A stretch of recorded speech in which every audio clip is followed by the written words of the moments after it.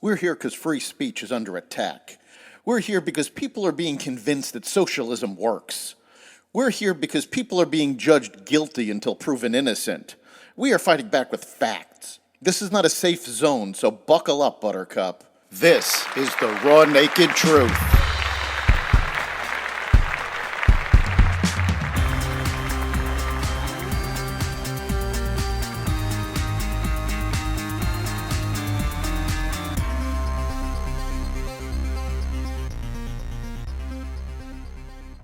Aid for Gaza. No labels pulls out of the presidential race. Jobs news and more.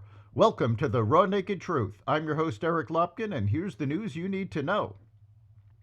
Despite the fact that Israel has had a ceasefire proposal on the table for 6 weeks that Hamas has refused, President Biden warned Israeli Prime Minister Benjamin Netanyahu on Thursday that future U.S. support hinges on protecting civilians and aid workers in Gaza, signaling for the first time that the White House would reassess backing Israel's war in the enclave. In a phone call, Biden demanded an immediate ceasefire in Gaza and urged Netanyahu to empower his negotiators to conclude a deal to bring Israeli hostages home, according to a White House statement. The call came days after Israel killed 7 aid workers from World Central Kitchen in what Netanyahu has described as a tragic mistake. The deaths ignited a firestorm of international outrage at Israel's conduct and created enormous pressure on the Israeli leader. 2 Israeli soldiers responsible for the mistake have been removed from the Israeli military. Israel has agreed to open another border crossing and allow the use of another port to provide aid for Palestinian civilians. No Labels, the centrist group which has sought to field a third-party presidential bid, is abandoning efforts to create a unity ticket, aiming to win the White House, the organization announced on Thursday. Nancy Jacobson, No Labels founder and CEO, said in a statement that the organization had vowed it would only offer our ballot line to a ticket if we could identify candidates with a credible path to winning the White House. No such candidates emerged, so the responsible course of action is for us to stand down. She said in a statement that the group would remain engaged in promoting unity and giving voice to America's common sense majority. The federal judge presiding over former President Trump's classified records case has denied his motion to dismiss the charges based on the Presidential Records Act. U.S. District Court Judge Aileen Cannon last month also dismissed Trump's motion to dismiss charges of retaining classified documents on the grounds of unconstitutional vagueness. In a filing on Thursday, Cannon denied the former president's motion to dismiss, saying that the charges against Trump make no reference to the Presidential Records Act, nor do they rely on that statute for purposes of stating an offense. Employers added 303,000 jobs in March, the Labor Department said in its monthly payroll report released Friday, easily topping the 200,000 gain forecast by economists. The unemployment rate inched lower to 3.8%. Among the major worker groups, the unemployment rate for blacks increased in March to 6.4%, while the rates for Asians, 2.5%, and Hispanics, 4.5%, decreased.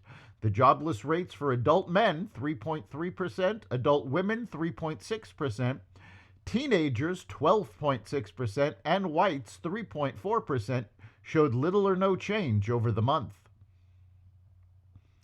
Amazon is trimming hundreds of jobs from its AWS cloud computing business in its latest round of layoffs, aimed at slashing costs. Amazon Web Services on Wednesday said the cutbacks will affect several hundred jobs in sales, marketing, and global services, as well as hundreds more from the physical store's technology team.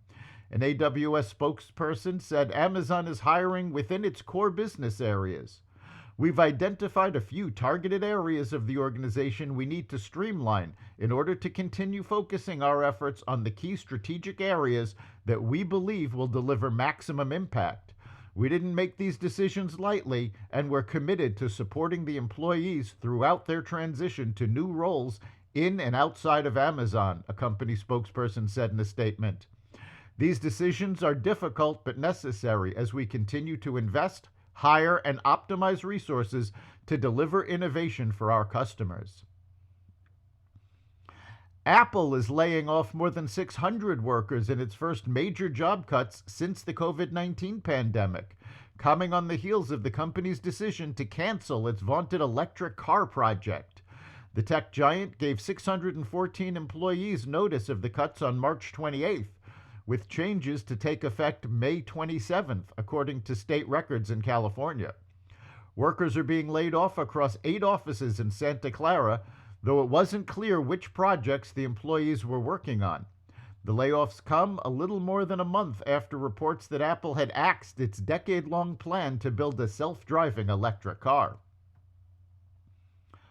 Americans believe they need $1.46 million to retire in style. The new magic number for retirement, found in a study by Northwestern Mutual, is 15% higher than what people thought they needed last year, and 53% higher than the amount people in 2020 pictured themselves needing to feel comfortable leaving the workforce to sit on a beach in Florida. It's also more than most people have socked away. On average, U.S. adults have $88,400 saved for retirement.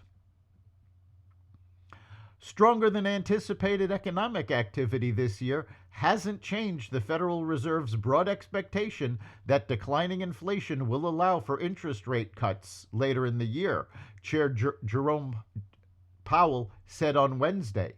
Powell pointed to signs that labor market conditions are less tight than they have been in recent years, a view that has eased concerns that paychecks and prices might rise in tandem.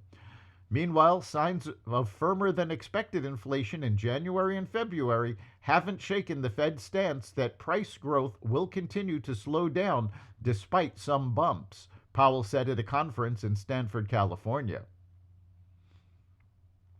An internal memo showing panic within the Democratic Party over its nonpartisan voter registration efforts, potentially helping former President Trump, is drawing criticism from those who say the registration efforts were a partisan scam from the start.